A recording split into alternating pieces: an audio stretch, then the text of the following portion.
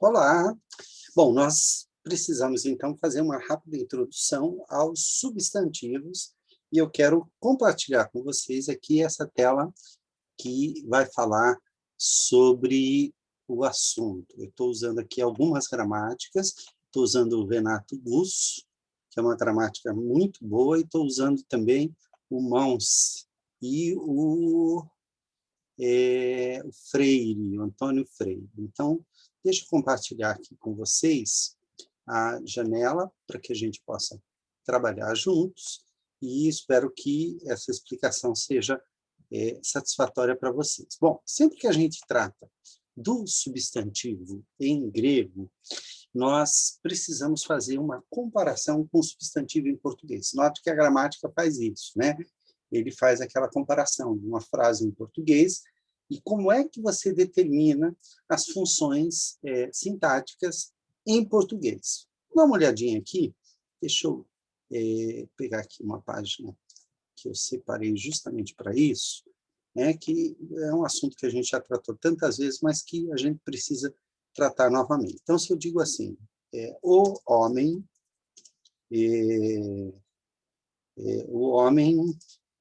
ensina o menino, ok? Então, se você disser isso em português, a gente sabe que essa primeira, onde é que está aqui? Essa primeira, esse primeiro espaço aqui é o sujeito, ok? E nós sabemos que dentro do predicado, que é isso tudo aqui, nós temos um objeto. Esse objeto é objeto direto, eu estou colocando aqui em negrito.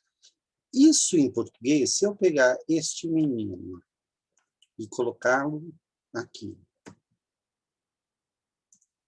na primeira posição, e mantiver o verbo ensina, e colocar o homem aqui, estas palavras mudaram de função. Nesse caso aqui, você tem, vamos lá, aqui em cima, você tem o sujeito na primeira posição, ok? E o objeto, nesse caso é um objeto direto, mas o importante para a gente é isso, na segunda posição. Quando eu inverto em português, o sujeito sempre estará nessa posição, ok? Quando nós falamos disso em grego, nós vamos ter uma diferença significativa, tá bom? Deixa eu escolher aqui, eu vou colocar o grego antigo, ok? E vou colocar aqui. Se eu for dizer o que eu disse lá, antropos eu vou deixar sem acento aqui, antropos.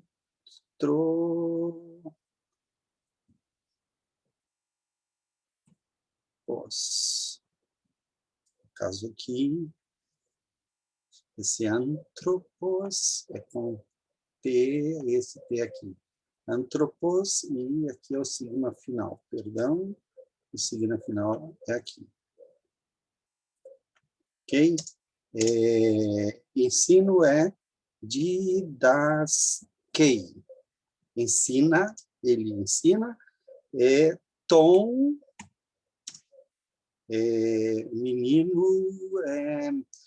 menino é paidion. Paidion, no caso, é neutro. Deixa eu ver se... Eu vou trocar, ao invés de menino, eu vou colocar filho, que aí nós ficamos sem ter problema com a declinação. Então, olha só.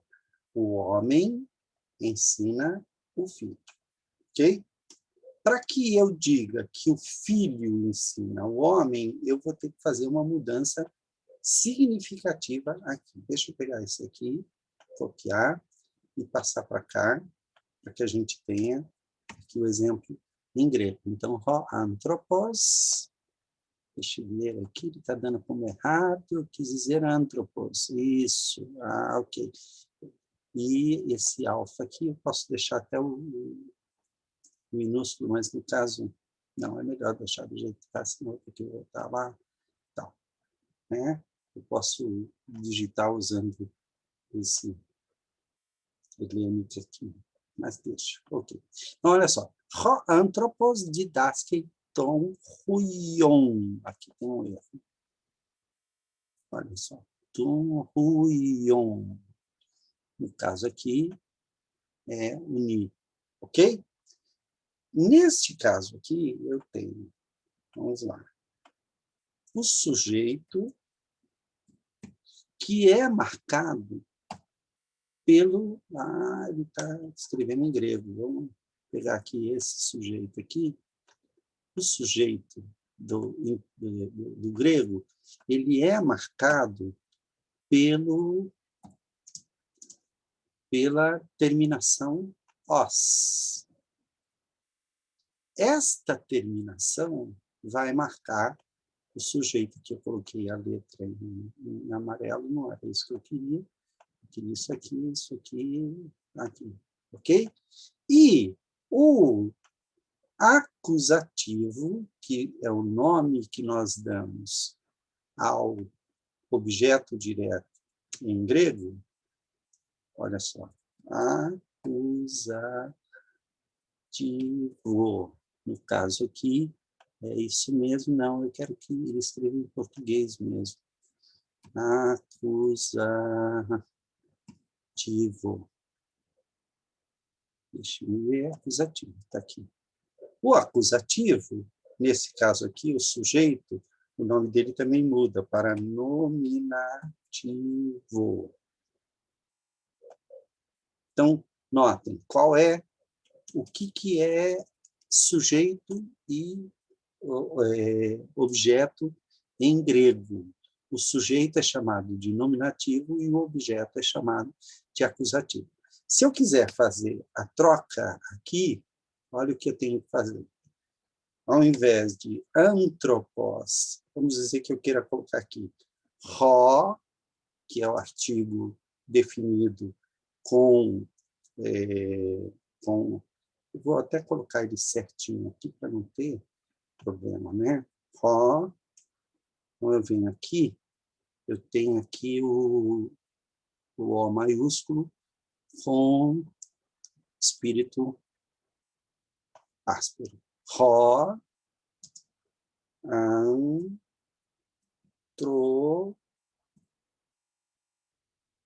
né? No caso não é homem, eu vou colocar fuios. Fuios.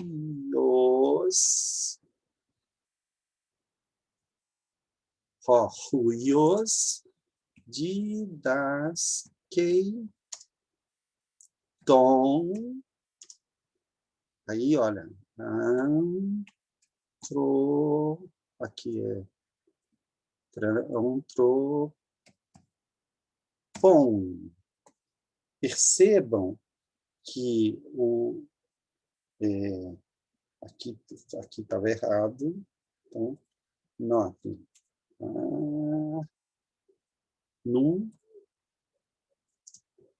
Onde é que está? É, aqui, está aqui. Então, olha só.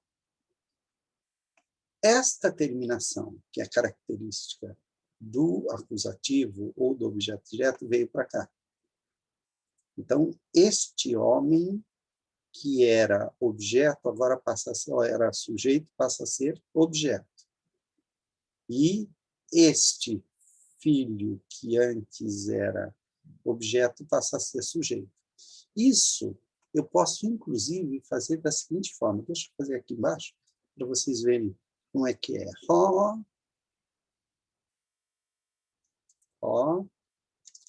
Ruios, tom,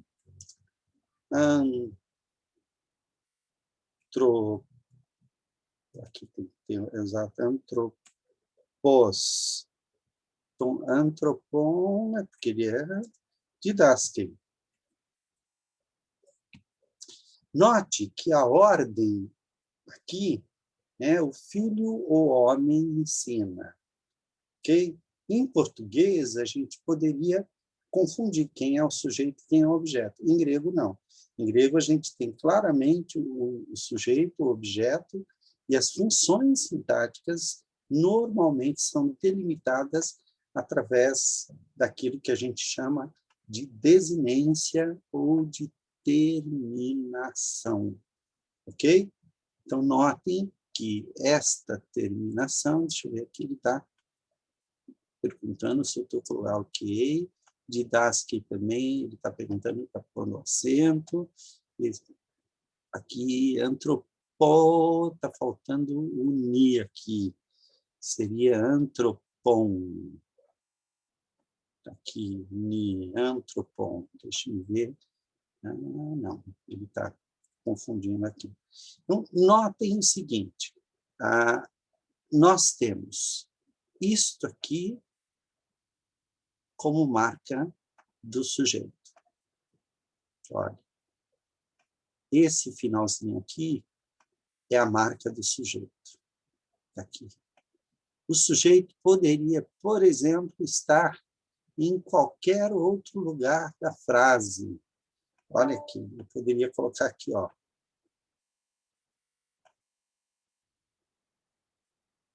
Estas são as informações recebidas de pensador. Ela... Ok? Então, olha só. Ton antropon didaskei huios é o filho ensina o homem. Por quê? Porque isto aqui tem a terminação de objeto. Ok? O que isso significa para a gente? Então, vamos dar uma olhada aqui para a gente entender, porque em grego existem 5 casos. Caso aqui ele está entendendo que eu ainda estou escrevendo em grego, mas vamos lá. 5 casos que representam... isso aqui está ótimo, né? Vou tirar o grego aqui. 5 casos que representam as funções. Legal, gostei desse aqui. Definir, colar, deixa eu mexer aqui.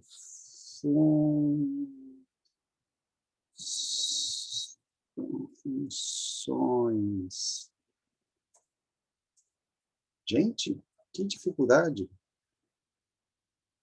Eu ponho aqui, né?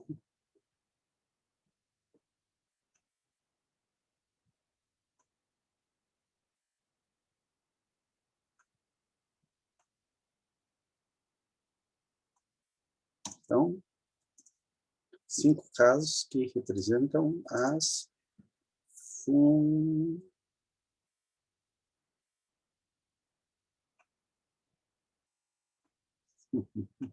bacana isso aqui.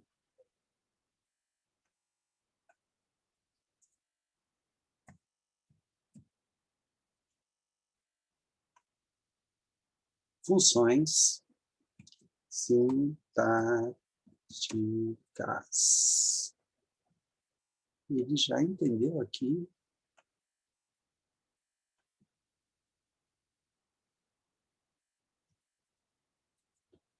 Sintáticas. Esses 5 casos que representam as funções sintáticas,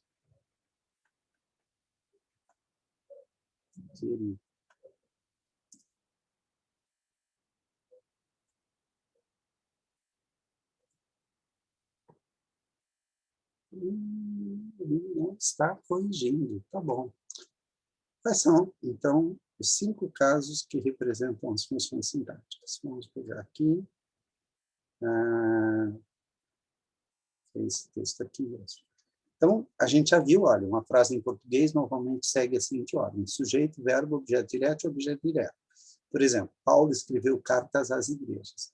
Analisando sintaticamente essa frase, percebemos que Paulo é o sujeito, escreveu é o verbo, cartas é o objeto direto e as igrejas é o objeto indireto. No grego, a ordem das palavras na frase pode ser bem diferente da que estamos acostumados em português. Mas os casos as diferentes terminações das palavras mostram-nos qual é a função de cada uma delas dentro da frase. Pois, normalmente, o grego possui uma forma especial para o sujeito, outra para o objeto, e outra assim por diante. Aqui ele vai dar o exemplo do texto que foi lido ali em cima, mas ele vai explicar cada um dos 5 casos que demonstram as funções sintáticas. Então, vamos lá. O nominativo, normalmente, é o sujeito da frase, quando não for oculto, como será visto mais adiante. Aparece na forma do nominativo. Esteja ele onde estiver na frase grega, ao traduzirmos para o português, é importante colocá-lo na devida posição antes do verbo. A frase grega, hutos estin he basileia tuteu, olha só, hutos está no nominativo.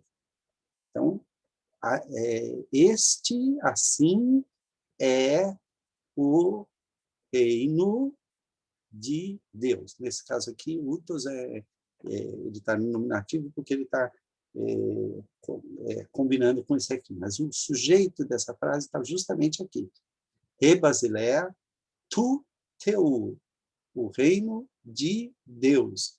Então, assim é o reino de Deus. Como He basileia está na forma do nominativo, e, portanto, tem a função de sujeito na frase, ficaria melhor em português vir antes do verbo. O reino de Deus é assim. Ok? Assim é uma... Como é que chama? Fugiu aqui. Já vem, já. Um advérbio. A forma do nominativo, além de mostrar quem é o sujeito, também é utilizada para destacar um atributo do sujeito. Veja a seguinte frase, principalmente numa frase que tem o verbo ser. Então, hoteos HP estin. Então, hoteos é o sujeito, está no nominativo. HP, ou HP, está no nominativo. Então, ambos no nominativo, com o verbo ser, nós traduzimos Deus é amor. Ok? O vocativo. Vocativo, normalmente, ele é muito parecido com o nominativo, a forma, às vezes, é parecida. Mas vocativo é o caso utilizado para expressar a invocação ou uma exclamação. O exemplo de vocativo pode ser encontrado na primeira palavra da oração do Pai Nosso. Pater. Ok? Um exemplo duplo ocorre em João 20:16, no encontro de Jesus ressuscitado com uma de suas discípulas. Né? Legue ao te, disse-lhe Jesus, Maria, vocativo. Ok? Estrafeissa, ekeine, legue ao tu. Então, voltando-se àquela, disse a ele. Note que o vocativo está aqui. Se você puser esse nome no nominativo, provavelmente ele vai ter a mesma forma. Como é que a gente sabe que é o vocativo? Pelo contexto. Aqui, olha. Hebraíste, Raboni. Ok? Ela disse a ele, em hebraico. Rabuni. Rabuni está no vocativo. Ok? E que quer dizer mestre. Ok? Rolegetai didascale. Didascale também, por acaso, está no vocativo. Então, no verbo, na nossa tradução, disse-lhe Jesus, Maria. Ela, voltando-se, lhe disse em hebraico, Raboni, que quer dizer mestre. Então, note que essas duas palavras também estão no vocativo, porque está interpelando a pessoa. Tá? O caso do objeto direto é o chamado acusativo. É o objeto direto da frase. Esteja onde estiver na frase grega, ao ser traduzido para português, deve vir depois do verbo. Na seguinte frase grega, hos anthropos bale ton sporon, que traduz como se um homem, lançasse a semente. Temos um exemplo claro. Ton, sporon, está no acusativo. Enquanto que anthropos, embora seja um homem, esse um homem é o sujeito do verbo baler, ou bale. Ok? Então, notem, o sujeito, anthropos, um homem, o verbo bale, lançar-se, e o objeto direto, ton sporon, que é a semente. O genitivo é o caso grego que mostra quer dizer, mostra se o substantivo está especificando, definindo ou descrevendo algo, indicando posse. Nosso texto base ele aparece na frase Re Basilea, o reino, tuteu, de Deus. Então, note, teu já tem uma terminação diferente. Se fosse no nominativo, estaria teos, e aqui seria ró. Se fosse no acusativo, ele teria... se fosse no acusativo, ele teria... estaria ton, teon. Então, você percebe que no grego, a palavra Deus, ela pode estar no nominativo, teos, no acusativo, teon, ou no genitivo, de Deus. No caso aqui, como tem artigo, é do Deus, porque Deus é definido. Então, a gente traduz em português por de Deus, mas seria de qual Deus? Do Deus verdadeiro. Então, percebe-se aqui que a palavra Deus, na frase, é precedida por tu, o que pode ser confundido com a preposição de em português. Mas isso não deve acontecer. O tu aqui é artigo. O tu é uma das formas do artigo definido, como será visto ainda, e não uma preposição. A palavra grega que está no genitivo não necessita estar acompanhada de preposição, como em português, para indicar posse ou para especificar, definir ou escrever. Assim, teu, mesmo sem preposição, tem o significado, entre aspas, de Deus. Da mesma forma que as seguintes palavras, retiradas da oração do Pai Nosso. Amém, remon, de nós, su, de ti, e ponerô, ou poneru, de maligno. Ok? Algumas gramáticas mencionam também o caso ablativo, quando o substantivo expressa as seguintes ideias: origem, procedência, derivação ou separação. Na verdade, a gente chama tudo de genitivo, ok? Mas algumas gramáticas fazem uma diferenciação entre o ablativo e o genitivo, que tem exatamente a mesma forma, só para indicar que, no caso, o ablativo indica procedência, origem, e o genitivo indica posse. Essa é basicamente a diferença. Como, além de possuírem a mesma forma também na função ablativa, basta a utilização da preposição de juntamente com o substantivo na tradução, nesse livro prático não faremos diferenciação entre os dois. Genitivo e ablativo serão chamados sempre de genitivo.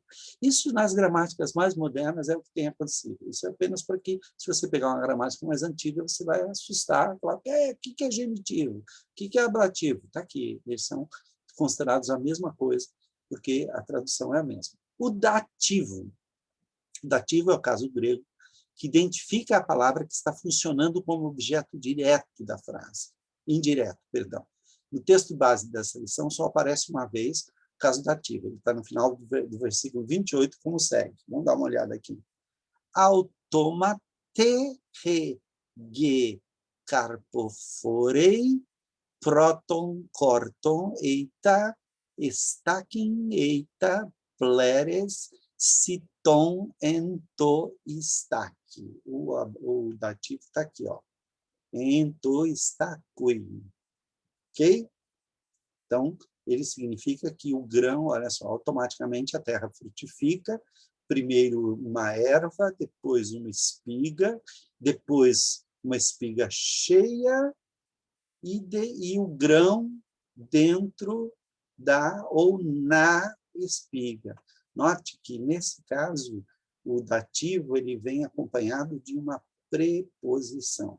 A versão Almeida traduziu assim: a terra por si mesma frutifica, primeiro a erva, depois a espiga, e, por fim, o grão cheio na espiga.